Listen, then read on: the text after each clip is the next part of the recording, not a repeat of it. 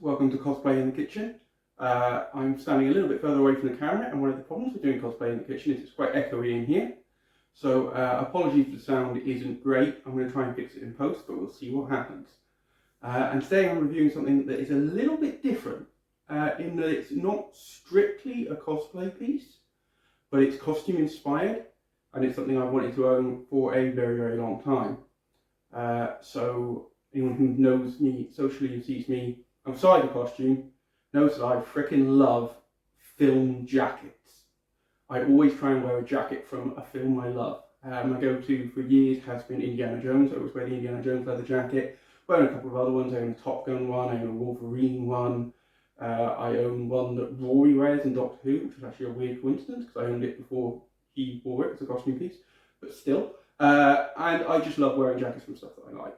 But there's one jacket that I've always wanted to own as a practical daily jacket, which I've never been able to find in a way that you can wear practically. And that is Han Solo's jacket from Empire Strikes Back. Now, there are a lot of cosplay options out there, lots of versions built to look exactly like the one in the film for costuming, but there's never been one that you can wear as a practical day-to-day jacket until now. So I have now found one sold by Mercoid, the website. I'll put a link down below to where you order it from. It's not cheap, it's quite pricey, but it was a present from my wife for my birthday. So thank you, Kerry. And I'm really, really thrilled to own it. So let's have a look at it. Sorry, I've been watching a lot of Star Trek lately. That's probably not appropriate for a Star Wars video, is it? Anyway, here we are. So this is the jacket. And the first thing that I want to talk about is the colour, because this is a very interesting colour for the jacket. And the reason for that is that the jacket in Empire Strikes Back is not blue. It is not this colour blue, and I'm not sure how well the blue is showing on here, which is interesting because there's a good reason for that. The jacket in Empire Strikes Back is described as a light slate, which means it is likely the same colour as this, basically. Check that out for an appropriate t-shirt, also showing off my belly, but it's probably this light sort of grey. However, the intention was for it to be blue, and the costume designers said that they couldn't get it to look blue by making the jacket blue, so they made it grey and lit it so that it was blue.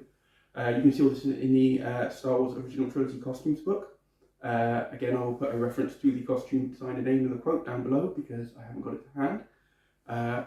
But essentially, they wanted it to be blue, but it wasn't. This jacket has been built to look like it looks on film. So it is the blue that it is supposed to be, which I really, really like. It's something about this jacket that when I put it on, it actually looks to my eyes more like Han Solo in Empire Strikes Back than any of the alternative sort of costume ones that I've seen that are actually far more accurate to what the physical jacket looked like, because this reflects how it looks on film.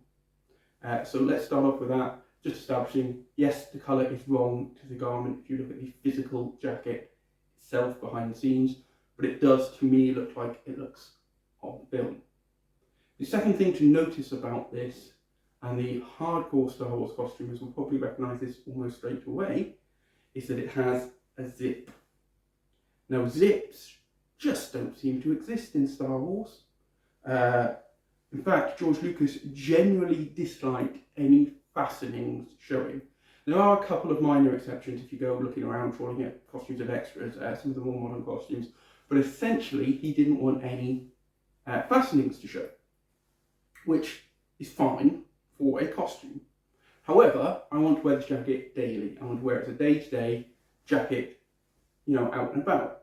And for that, you want a zip. It's one of the things that drew me to this, wanting a zip so that I can wear it. I do find the zip is a little bit stiff, so the few times I've tried to do it up, I've had some difficulty, and it kind of catches down there. It takes a few tries to get it to do up, but then eventually you can do it up. Obviously, Han never wears his jacket this way. It never does up in the film. But it is really useful if you want a practical jacket. Something else they've added to this that's really useful is on all of the pockets there are double heavy-duty poppers. Now again, these aren't present on the actual costume for obvious reasons. It's a costume, they don't need to secure the pockets. But if you're wearing it as a day-to-day jacket, you probably do. The only small thing that might irk some hardcore fans is you can actually see the popper there showing up under this pocket, but they don't show on these, which is great. Yeah, so the pockets have got poppers and they are quite deep as well, so you can actually practically use them. Obviously, again, in the film, Han never puts anything in his pockets. He's got pockets everywhere. There's a giant pocket on the back, which again is accurate. That's in the films. His vests have them, his jackets have them. God knows what he's supposed to put in there. And yes, that back pocket also has poppers. If you're looking at this as a practical jacket, it has also got an inside pocket here, which goes in, and it's quite deep. So for example, look, I've got my wallet in here. Even my wallet is nerdy. And that'll fit in there with plenty of room to spare in a nice secure inside pocket, which is again brilliant. One of the things you're probably not going to get so much on film here is how this feels in terms of how it's padded. So this is quite a thick jacket. I wouldn't call it as a hardcore winter jacket. I wouldn't go wearing it out in the snow or anything, but it's thick, it's padded, it's quite heavy. One thing that's really nice about that is it kind of gives it a real shape that I feel really again reflects the sort of film shape. It feels very accurate to the film, but it isn't a flimsy costume piece at all. It's padded, feels like there's a bit of quilting in the sleeve. I'm not sure how thick it is or if there's anything inside or if it's just this outer material that's thick, but it's very, very nice to wear, very comfortable. It is a proper practical outdoors jacket. This is not a costume piece, this is not a windbreaker. I can wear this out and it will keep me warm. Now, when I've done these videos before, I've always kind of gone and got the item and I put it on. This time I did a little naff transition. And there's a reason for that, because there's a really, really cool factor about this jacket that I haven't shown you yet. And that's the lining. So if I take it off, check this out. That is on the lining of the jacket. Replica of the Empire Strikes Back poster. How cool is that? Completely not screen accurate, of course. Han Solo did not have a poster from the film he was in inside his jacket, but it's the lining, you never see it. And I just think that's a really, really cool little detail. It's a lovely sort of silky material, it's a really clear, fine print, it's beautiful. One point about this Mercoid do Han Solo's jacket, they also do Luke Skywalker's Bespin jacket, also in a similar way where it's not fully screen accurate, it's inspired. That's a different Empire Strikes Back poster inside, but it's still absolutely beautiful. So yeah, the lining is fantastic. This is also very heavy duty in terms of stitching, so it's not got that sort of cosplay loose stitch thing. Along the top of the shoulders here we've got triple seams to hold the shoulders in. These arms are properly really well connected. I've certainly owned some cosplay items where I kind of feel like if I went like that I could tear it. Not a chance with this. Even practically that I really like, very nice sturdy coat hook. So if there's one thing that I'm really bad for, it's overloading my jackets. I've got loads of stuff in all the pockets. I've had a lot of them, including some very expensive custom leather jackets where the hook is broken, not being able to take the weight. I don't think that's going to happen here. This thing is built pretty strongly. So all in all, I think it's absolutely fantastic for the practical day-to-day jacket. I'm not planning to use it for cosplay. It doesn't mean that I won't. If I can get the shirt and trousers, I've got all the other bits for Han Solo, so I might be quite tempted to use it as a Bespin version of the costume. Since I've got his New Hope one, I've got his Solo one, I've got his Hoth one. It'll be nice to kind of mix it up and add it. But it's not going to be practical. This isn't going to get you into the Rebel Legion, guys. But it's great as a practical daily wearing jacket.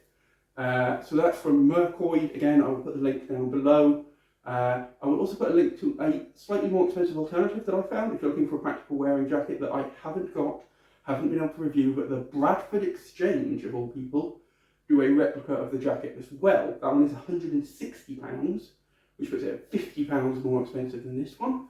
The colour looks slightly more accurate to the physical jacket rather than as it appears in the film, and it doesn't have the zip. I don't know what that looks like. It doesn't have the cool lining. For me, this one is better because it's more practical, but that option exists out there as well. But yeah, that's it from me for the minute. If you want a practical Han Solo jacket, I strongly recommend it. Take care, and I will see you next time.